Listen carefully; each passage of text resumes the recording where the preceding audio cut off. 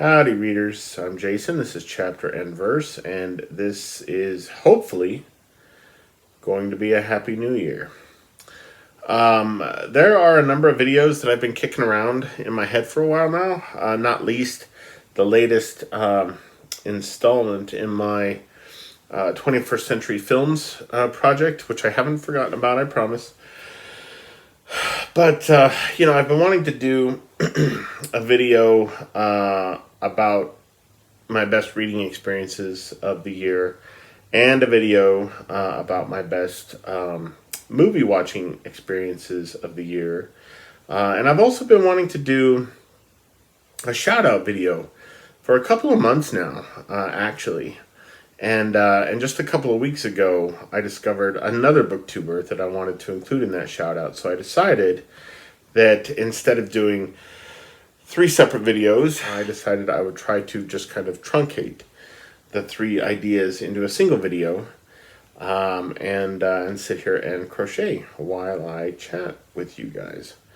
So I've got notes, plus I've, obviously I got my hands and my eyes occupied here, so forgive me for not looking at the camera as much as I might otherwise. I know you're there.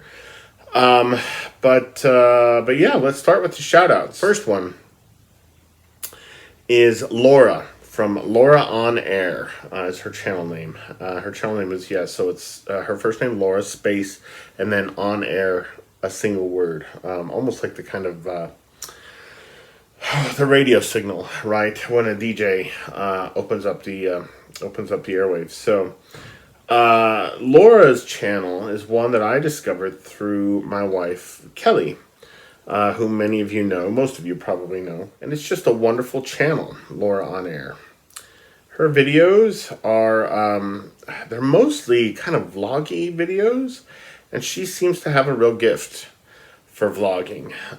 Those videos not only incorporate a little bit of book stuff, but also craft stuff and footage from her property, from her yard, footage of her gigantic, beautiful cat. And the thing I like best about Laura's videos is that they are incredibly gentle and incredibly comforting. And it's not just her voice. It's also something about her choices, what she shoots, how she cuts it together, the music that she uses. The videos are just really, really soothing. And given what we've all just lived through over the last 365, I guess now 366 or 367 days, soothing videos that are reassuring and gentle and comforting are, I kind of think, what we all would benefit from right now. Certainly myself. And those videos do that for me probably more than anything else on Booktube at the moment. So if you have been hankering for videos to kind of calm you down, check out Laura's channel, Laura on Air. And the next channel I want to shout out is Book Text, the owner being a young woman named Tony. And Book Text is a channel where when you're watching her videos, she has this wonderful gift that not many people on Booktube have. I certainly don't have it. Steve Donahue has it. Jason Harrigan has it. Roz over at Scally Dandling About the Books has it. These are booktubers who don't really need to edit, and they can just sit down and just chat with you for 10 minutes, 15 minutes longer about books, and without kind of losing their place, without getting tongue-tied, etc., etc. I mean, most of the reason why you see edits in my videos is because I've gotten tongue-tied or lost my train of thought or something along those lines. And these booktubers don't do that. And Tony's another one. And when you watch her videos, it feels like you're at a coffee shop with her and you're sitting across the table from her and you're just having a conversation with a friend. And that is just marvelous, right? There's something so natural, so authentic about her. And as you guys know, that is what I prize above probably all else in Booktubers is that just kind of genuine, chill, down to earth reality, and her channel has that in spades. My favorite thing about Tony's channel, Book Text, is that she begins each video with a word of the day, and it's just cool, right? It's like having one of those little desk calendars on your desk, right? You open it up and you learn something new. And she gives you the definition and a little bit of the background usage of the word. It's original, it's fun. It's a channel that many of my subscribers would really respond to, I think. So, yeah, give it a look. As usual with shout-out videos, I'm going to leave links to all these channels down below, so you can have a look for them there. And the last channel I wanted to put on your radar is a rather new Booktube channel. And it's just her name. Her name is Marianne Guevara. I hope I'm saying that right. And she is a booktuber who, like myself and Lukash, is a cinema buff, right? She's a big film buff, and she's a huge fan of the Criterion Collection, again, like myself and Lukash.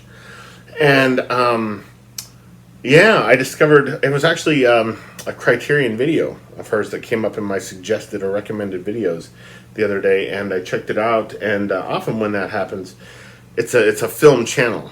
You know, it's a Criterion collector. But in this case, it was actually a booktuber who also happens to collect Criterion, mostly kind of horror and thriller Criterion, which is also just super interesting. But anyway, I would urge you all to check out her channel as well. And that does it for the shout-outs.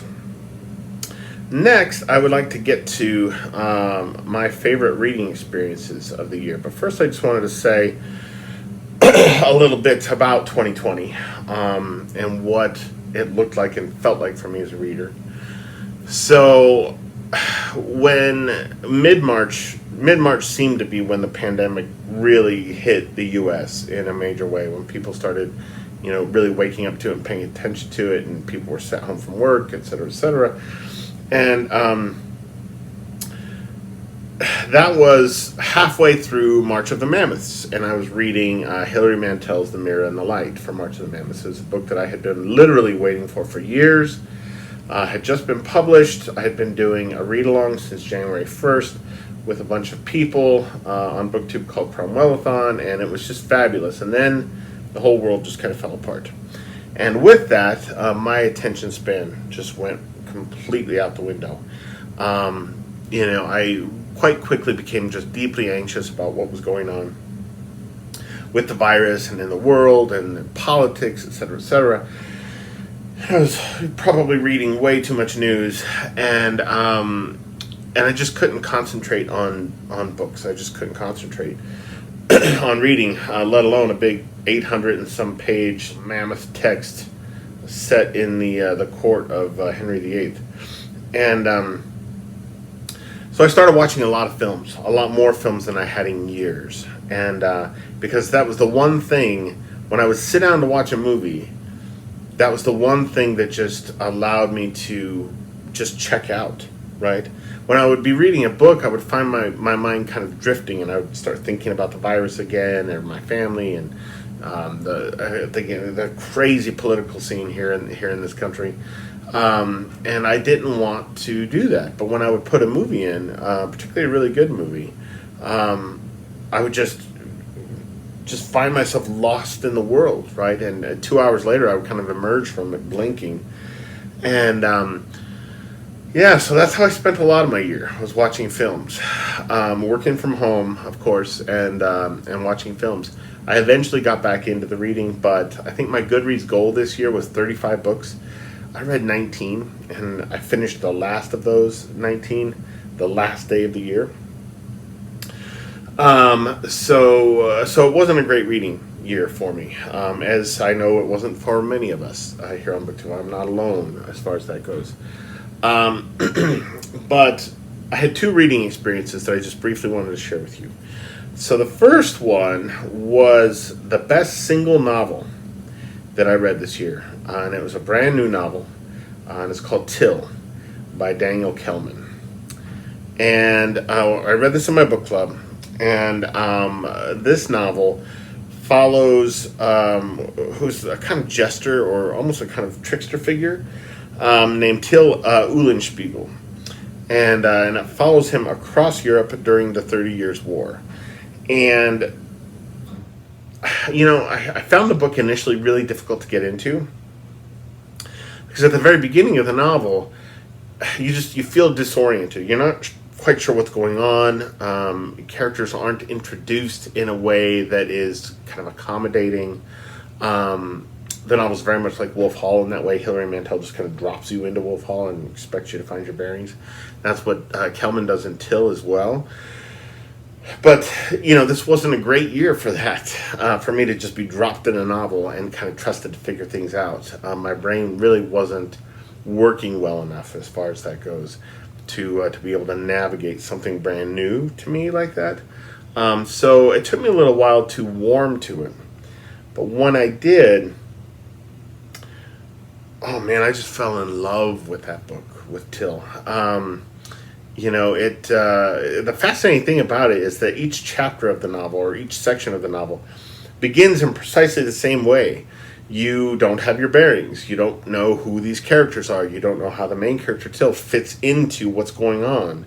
So at the beginning of each section of the book, you are you're trying to find true north, is what you're trying to do with the narrative. And here's what's wonderful about each of those sections. There comes a moment in every single one of them where you go from being, slightly kind of disoriented or discombobulated, and then a pivot happens. And all of a sudden, you not only know what's going on, but everything is exceptionally clear and exceptionally enchanting. And there's great mystery and there's great thrill to the book. And I found that really exhilarating. I found that a really unusual reading experience. Now, the one thing Tyll doesn't do as well as I would like is stick the landing, which admittedly is a difficult thing for a novelist to do well. But that brings me to the second reading experience I wanted to share with you guys. And that was my Cromwellathon, the aforementioned Cromwellathon, where a number of us on Booktube, some with channels, some just, commenting on the videos, kind of long-time commenters on the videos. And we read Hilary Mantel's Wolf Hall in January, her Bring Up the Bodies in February, and then in March, The Mirror and the Light. And this was my third time reading Wolf Hall, my second time reading Bring Up the Bodies, and obviously my first time reading The Mirror and the Light. And the first two novels were so much, and I didn't think I could like them more actually than I already did coming into this into the rereads of these. But they were so much richer this time around, even than they had been before. And I think a lot of that actually had to do with the fact that the discussions we had in the comments fields on each other's videos were just so enlightening, and they were so, there was just a deep kind of inquisitive rigor to what was happening in the comments sections.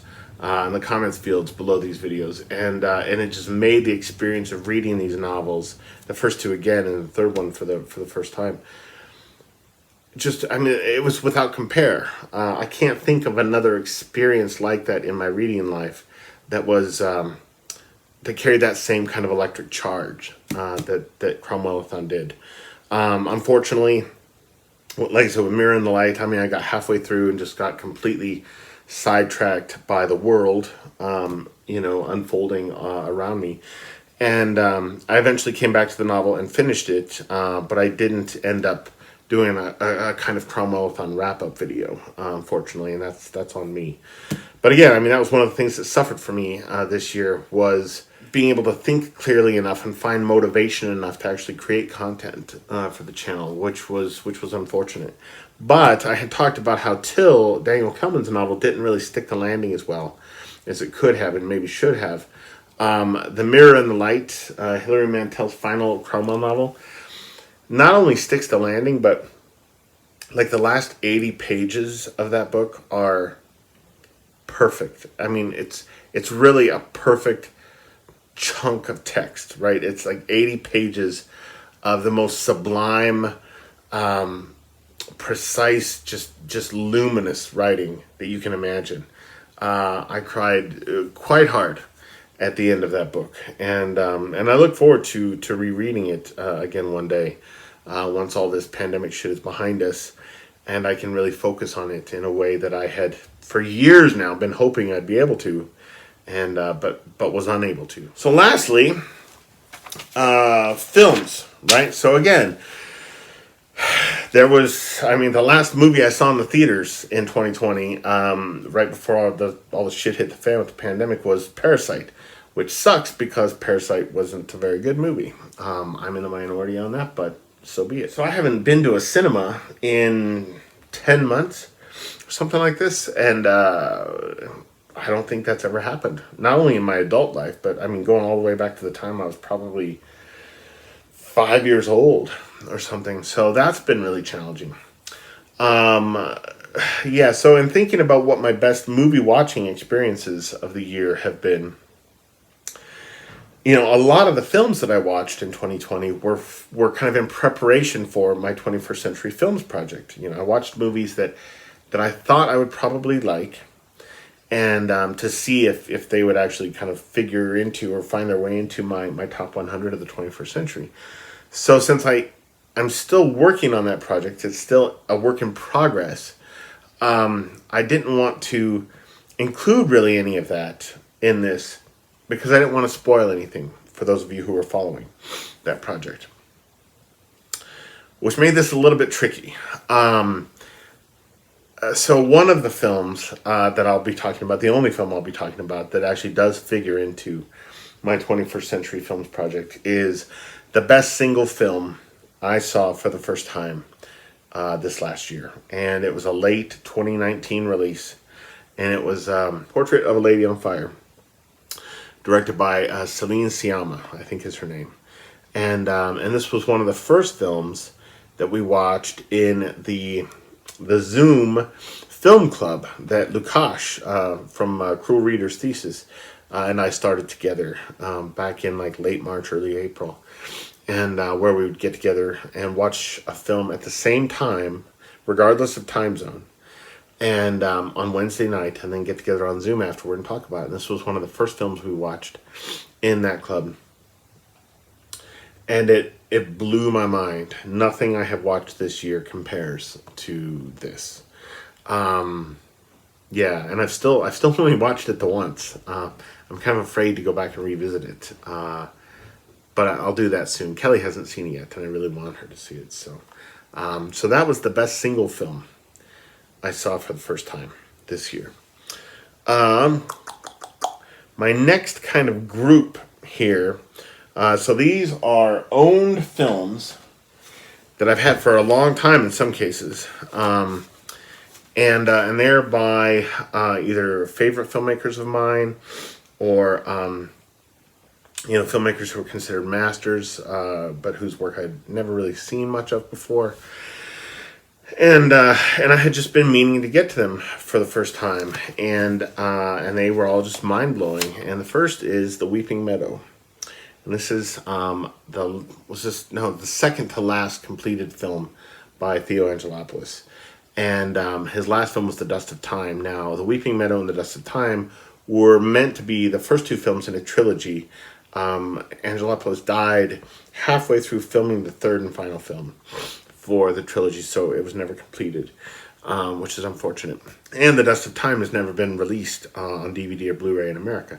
But I've owned The Weeping Meadow on DVD for more than 10 years, and I finally got around to watching it this year, and it was as kind of astonishing and beautiful and stately and majestic, kind of grandiose, I suppose, in some ways, as I was expecting. And if you haven't seen any of his work, I highly recommend it, especially if you really love European cinema.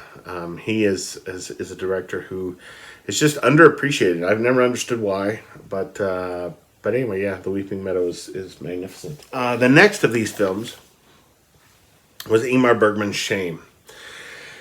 And this has been the Bergman film that I have wanted to see for probably the longest time, I think. And it was finally released by the Criterion Collection, but it was initially only released in their giant Bergman set, which is like $300. And I didn't want to buy the Bergman set because I already owned a ton of those movies. And but fortunately, they released in a kind of single edition, I want to say just 2 or 3 films from that box set that hadn't been released in single disc Criterion editions before, and Shame was one of them. As soon as I saw that, I bought it, and I've had it for, I don't know, I want to say a couple of years now.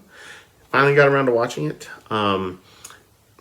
It's kind of a war film, not horror film, war film, but not really. It's more about what war does to the people kind of living on the fringes of it, I suppose is a good way to put it. But it stars Max von Sydow and Liv Ullmann and 2 of Bergman's kind of stock company, and it's one of his best films. I gave it a 9 out of 10. I suspect on second viewing that would probably go up to a 10 out of 10. But we'll see. And then the last film in this group, it's actually 2 films. It's a little 2-film set from Criterion. And that is The Emigrants and the New Land, directed by the Swedish filmmaker Jan Troell. And these were... I had to wait until we got some snow. I've been wanting to watch these when it snowed outside. And, they're set in 19th century Sweden, but also 19th century Minnesota. There's an awful lot of snow in these films. And I've just really been looking forward to watching these, and they did not disappoint at all. I had one tiny quibble with the second film, with The New Land. But it's just the smallest little quibble. Given the fact that, these are each like 3+ hours long. One little tiny complaint, right, in almost 7 hours of cinema is, it's nothing to write home about. So, but these are just marvelous. And these, like Shame, star Max von Sydow and Liv Ullmann. I'm a big fan of those 2 actors. In case you didn't realize. And then the last couple of things I wanted to talk about. So I had the opportunity this year to revisit 2 films that I hadn't seen in 20 years or more. The first of those was City of Hope, the John Sayles film, and which I'd only seen once. And again, it was like 21 years ago, something like that. And I loved it back when I saw it. It was shortly after I had seen Paul Thomas Anderson's Magnolia, and I just remember thinking City of Hope, which I think came out like in 91. Magnolia came out in 99. I just remember thinking that City of Hope was a kind of precursor to Magnolia, that Paul Thomas Anderson had to have somehow been aware of it. And, and both of those films, Magnolia and City of Hope, have their roots even further back in the work of Robert Altman. And by which I mean these are all films that juggle enormous casts of characters and show how everybody are kind of interconnected, and in ways that oftentimes the characters are even unaware of, but we see it, right? Like the filmmakers give us this kind of omniscient view of this web of life in a city. And Altman's done it numerous times. He did it numerous times in his career, and I think Magnolia is the best example of it. But City of Hope is magnificent as well, and it was streaming on Amazon Prime. It was included with Amazon Prime. I just about started crying when I saw that, and so I was able to watch that again with the Wednesday Night Film Club, Vagabond Mirror, and then I rewatched Citizen Kane for the first time since I was in college. And I'd only ever seen it that once when I was in college, but Kelly and I watched it in preparation for watching Mank on Netflix, which is in part about the writing of Citizen Kane. And when I saw Citizen Kane in college, I admired it, but I didn't really warm to it. I could see the ways in which it was kind of groundbreaking stylistically, technically. But the film itself felt very cold to me. And I don't know, and it's part of why for instance, I don't like the films of Stanley Kubrick all that much. I admire them more than I like them because there's something just very chilly about them, and I felt the same thing with Citizen Kane. And watching Citizen Kane the second time around, it became very easy to see that Orson Welles was not only ahead of his time, was not only a genius in co-writing and directing this film. It really felt thrilling this time around in a way that it didn't before. Like, it still feels a little cold. There's a section of the film that feels a little bit baggy. It could have been leaner. But apart from that, I mean, I think the movie is just, yeah, it's absolutely deserving of its place in history. I never in a million years would have considered putting Citizen Kane in my top 100 films of all time until now. And then lastly, long anticipated first viewings. Okay. So the first of these is a film that came out in 2013 called One Chance, directed by David Frankel. It stars James Corden as Paul Potts, who very famously went on like Britain's Got Talent, one of those shows. And he was like a car phone salesman. And he went out there and, you know, people were just like, who is this guy? You know, he was a little overweight and he had wonky teeth. And he goes out there and he sings opera. And it just blows everybody away. And One Chance is a film about him. And from the time the trailers were first released for it, Kelly and I really wanted to see it. And for some reason, it never got released on DVD or Blu-ray here in America. It had a very small theatrical release. Never played anywhere we were even close to. But yeah, it never appeared on DVD or Blu-ray. Still hasn't. I don't have a clue why. But I saw on IMDb one day that it was streaming on this little platform called Tubi TV. And so I downloaded the app and Kelly and I were able to watch One Chance. And it was fun. It wasn't a great film, but it was a good film. It was certainly entertaining. The second one came out in 2014, and it's a British film called Electricity.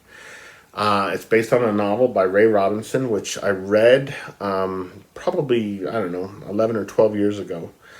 And when I heard that they were making it into a film, I was just freaking out, right? So the main character in Electricity has epilepsy, and the novel does such a good job of putting you in the experience of someone with epilepsy. And it's very important to me because my wife has epilepsy. Kelly has epilepsy. And so I was very, very excited to see the film. And the trailer looks great, but it never got released in America theatrically. Like, it never even played in cinemas in America, and let alone, you know, getting a DVD or Blu-ray release. And so I didn't think I was ever going to be able to see it. And then one day this year, I saw that it was included with Amazon Prime. And so I watched it, and it was wonderful. And I watched it again a few weeks later with Kelly. And so I've seen it twice now, and I'll be watching it again at some point in the future. Hopefully it'll get released on Blu-ray at some point down the line. But yeah, it was a terrific movie, Electricity. And its director was Bryn Higgins, I forgot to mention. And the last of these films, the long-anticipated first viewings, is a Japanese film called Eureka, directed by Shinji Aoyama. I hope I'm pronouncing that correctly. It came out 20 years ago. I was in college. I was subscribing to Film Comment at the time, and I remember when Eureka was released, it got a little write-up in Film Comment. And I just remember reading about it and thinking, this sounds so insanely like a Jason movie. It just sounds right up my alley. It's a movie about survivors of a bus hijacking, a shooting, and the ways in which they deal or fail to deal with trauma. And of all the films that have been on my must-watch list for the last 20 years, it is the one that is always right at the top. And never been released in America on DVD or Blu-ray, and I was sure I was just, you know, never gonna see it, but I've just been hoping and hoping and hoping. And then about a week ago, I saw that IMDb had listed that it was currently screening on Mubi, And I was like, oh my God, I thought about doing this kind of 7-day free trial of Mubi in the past, but I never had. And so I got on the Mubi website and saw, sure enough, Eureka was on there. And so so I signed up for the 7-day free trial, and I watched it, I don't know, I want to say like Tuesday this last week, maybe Wednesday. And it was everything I hoped it would be. One of the very best films I watched over the last year. And yeah, it's going to be on Mubi, I want to say until around January 14th or 15th. So I will provide a link to the Mubi website, and you can go on there and sign up for a 7-day free trial and watch Eureka for yourself. It is long. It's about 3 hours and 40 minutes, so it's a commitment. But it's so good. And the ending, oh my God. The ending is one of the best endings I've ever seen in a film. The final scene in the movie, yeah, I won't spoil it. I won't say what happens, but yeah, it's unexpected and it's extraordinary, and it puts so much about what came before it into perspective. That yeah, it was. I don't know. Like I said, I've been wanting to see it for 20 years, and part of me wants to get back on Mubi and just sign up for a month, and for like $10.99, and so that way I can watch it again before it gets pulled from the streaming platform. But I'm not going to do that. I'm going to trust that somewhere in the dungeons, the hallways of the Criterion Collection, somebody is trying to persuade the powers that be to include Eureka in the Criterion Collection. And if and when that happens someday, that will be a pre-order for me. That would be a film I probably don't even wait for the sale for, because I'll want it right away. But anyway, that was it, you guys. Shoutouts. My best reading experiences of 2020, my best movie watching experiences of 2020. Feel free to share with me in the comments below what your favorite books were from the last year, what the pandemic did to your own reading and movie watching habits, if anything, and also what were the best films that you saw. I'm going to put my crocheting down, go upstairs and get ready for bed, and I will talk to you guys again very soon. Adios.